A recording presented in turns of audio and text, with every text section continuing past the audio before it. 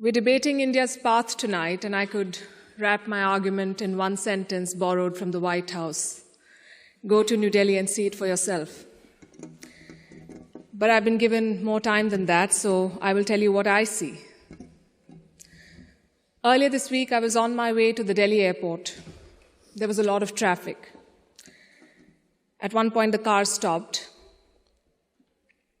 On the roadside, I saw two vendors. One was selling fruit, the other was selling coconut water. What caught my attention was not what they were selling, but how they were selling it. Both had a QR code prominently displayed. And every single customer walked up to them, scanned this QR code, and paid for their purchase, every single one of them. To me, this is a picture of today's India. It shows three developments, three of the many developments I shall list out tonight. Number one is financial inclusion. Both the vendors had a bank account linked to their mobile phone. Number two is internet or mobile penetration, what we call digital India. It was 15% 9 years back. It's 48% today. And number three is the airport traffic. It just keeps swelling, even though we are at the receiving end. We see what it shows. From 67 million 9 years back to almost double now. To me, these things signify the path that India is on. The previous speakers have defined the motion well, but in case the evening drinks have kicked in, let me repeat. This House believes Modi's India is on the right path. And how do you determine if the path is right or wrong? You look at numbers, data, surveys, reports. I shall refer to all of these as I make my arguments. But I also want to dwell on something that's more personal, more important, I think, yet unquantifiable. I'm talking about the experience of living in today's India. I have lived in many Indias. The wary India where exciting policies and positions were abandoned. The self-doubting India, where decisions were taken based on global opinion. And today, a more confident India where the world comes for leadership and inspiration. You cannot put a premium on that. Indians are more prosperous at home and hence more confident abroad. Let me also tell you what I saw at the airport here in London, at the immigration counter. I saw Indians proudly flaunting their passport, none of the fidgeting or self-doubt of the last century. And if I may add, the immigration officer almost looked impressed. She was either a fan of India or just worried that she was holding up one of Rishi Sunak's relatives. We are proud of what we share with the world. Bollywood, masala chai, yoga, cricket. India today is a soft power giant. At the same time, India is not a timid democracy that tolerates terrorism or betrayals. When Pakistani terrorists attacked Kashmir's Pulwama, India carried out surgical strikes on Balakot. Today's India is not a pushover country. It's a world power denied. Today, invasions and colonialism are part of our history, not our identity. We are shaped by years of subjugation, not defined by them. We are excited about our global responsibilities, not wary of them. This change in confidence comes from growth at home. Which brings me to the numbers. I'll start with India's welfare state system and how it has fared in the past decade. 110 million new gas connections, 470 million bank accounts, 220 million insurance beneficiaries. And to be fair, the welfare concept is not new to India. It's been there for a while. What's new is the approach. It's not just about putting more money in the pocket, it's about empowering people. And the result, once again, the evidence shows in the numbers. India's per capita income has gone from 86,000 rupees in 2014 to 172,000 rupees now. It has doubled. And a big reason for that is the falling inflation, from more than 8% 9 years back to less than 6% today. And this, ladies and gentlemen, is in the middle of a global cost of living crisis. Foreign direct investment is at its highest level. Foreign trade is at its highest level. The growth mantra is connectivity. And I don't have to tell the British that. First thing you did in your colonies was build roads and railways. Our growth story has been about two Indias. The urban India, the bustling urban India, and a sluggish rural India. Today, we are trying to connect the two. We are building more than 38 kilometers of highway every day, which is 50% more than what it was 7 years ago. The number of airports has doubled since 2014. The total capacity at seaports has doubled. This connectivity is what is driving India forward. You mentioned GST. Our constitution calls India a union of all states, which is a great tribute to our diversity. But it also meant 28 different state economies, different taxes, different trade practices. This government tried to unify it to create a single Indian market. It took time, but the result is this today. Tax collection is at its highest ever. The number of taxpayers has doubled since 2017. I have a lot of data I could go on, but you get the drift. So now I'm going to talk about India's global position.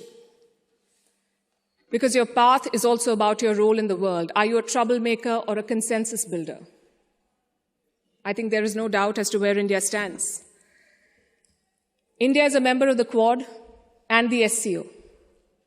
India is invited to the G7, but is also a member of the BRICS. India rubs shoulders with the West, but also leads the global South. Which other country can claim to juggle these roles? And how does India do it? Because we are not trying to play an outsized role in the world, we are trying to play the right role. In the Russia-Ukraine war, India has not taken sides. And I know it confuses a lot of people here, but back home the thinking is very clear. It is not in our national interest to pick sides and make things worse. India has excellent relations with Russia and the West, and we want to preserve that. It's like when your two good friends fight. Do you pick sides and make things worse? Or do you try to talk sense to them and bridge the divide? I know what a good friend would do. I see what India is doing. India has always been, or always tried, to be a part of the solution, not the problem. Look at our neighborhood policy. When Sri Lanka was sinking, India provided assistance worth $4 billion, no strings attached, no grudges held, for Colombo's proximity with China. A lot of people say that India is losing control of South Asia. I say South Asia was never India's to control. New Delhi is building relations based on mutual respect and equality, and the results show beyond government interactions. Countries like Nepal and Bhutan are using India's online payment systems. Students from the neighborhood come to India for training, grants, and scholarships. This government has aced what we call Buddhist diplomacy. It is leveraging India's position as a cradle of Buddhism. All these initiatives have made India popular. The world stands with us against Chinese expansionism. The global South looks up to us for leadership. The global North looks up to us for partnership. I think that's the hallmark of great diplomacy and statecraft, when you're loved and respected in all quarters. More importantly, when you're trusted in all quarters. India repaid that trust during the COVID-19 pandemic. When the world forgot about morals and globalization, India sent 24 crore vaccines to 100 countries. And you saw the result of that in Papua New Guinea. When Prime Minister Modi landed there, their Prime Minister touched his feet. This was not a personal gesture to a leader. This was a vote of thanks to the entire country. Let's talk about domestic affairs. Kashmir was brought up. This government abrogated Article 370. Today, Kashmir's economy is doing much better. 1.8 crore tourists visited the valley in the last year. That's the highest ever in Indian history, 1.8 crore. Kashmir is getting its first ever foreign direct investment, and that too from a company in the UAE. But since this is Kashmir, let's not limit ourselves to finances. Let's talk about security. Terror attacks in the valley have almost halved in the last few years. The numbers are staring in your face. Security is better, economy is better, Kashmir is better. Plus, we have corrected a historical wrong imposed on India. Let me also address something else that was raised by the opposite side, and that is religious intolerance.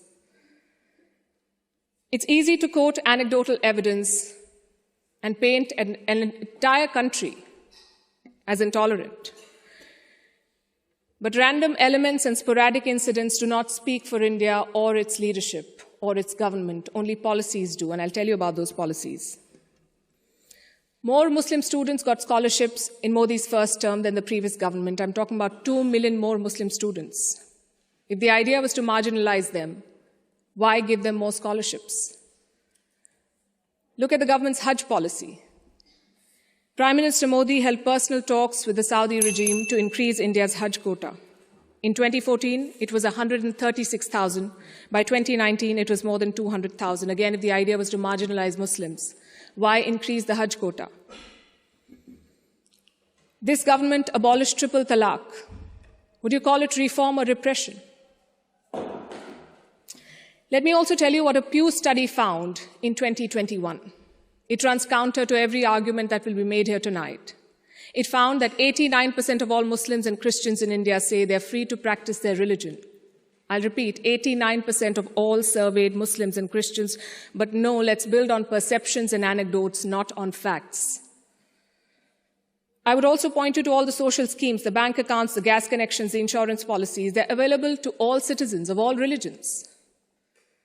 Does that mean India cannot do better? Absolutely not. Even one incident of marginalization is one too many, but how would you judge an entire country's path? In fact, it struck me when I was invited for this event, why would Oxford University be interested in debating the path of Modi's India? Because India has defied Western predictions. It's the world's largest democracy charting its own course. India today has shed the burden of trying to comply with Western constructs. No amount of lecturing or virtue signaling is shaking India's confidence, and that is what unsettles critics. There are hit-and-run experts with no accountability who make pronouncements based on their political leanings to create an anti-India narrative. GDP growth won't touch 5%. There was corruption in the Rafale deal. The government was snooping in opposition parties using Pegasus. All of these make for juicy headlines. And they make it look like everything is wrong in India. But when a Supreme Court investigation finds no wrongdoing, when India's growth crosses 7%, who is questioning these experts? When an 85% Hindu-majority Karnataka votes out the BJP, is the West then lauding India's secular credentials? You see, to judge a country's path, you have to be able to separate agenda-driven narrative from facts. In conclusion, let me say this. For any country in the world, there is always a wrong path. Enough dictators and autocrats have shown us, but there is no single right path. Britain has its own right path. India has its own right path. As long as democracy is respected, as long as the Constitution is respected, I would say to each their own. It is wrong to judge one country on the parameters of another. And that has been the beauty of India since 2014. We've uplifted 140 million people out of poverty. We did so while conducting free and fair elections, dozens of them. We did so while protesting, debating, and dissenting. And finally, I think the hallmark of a right direction is also public approval. Do the people think you're on the right path? The people of India answered that question in 2019. Thank you.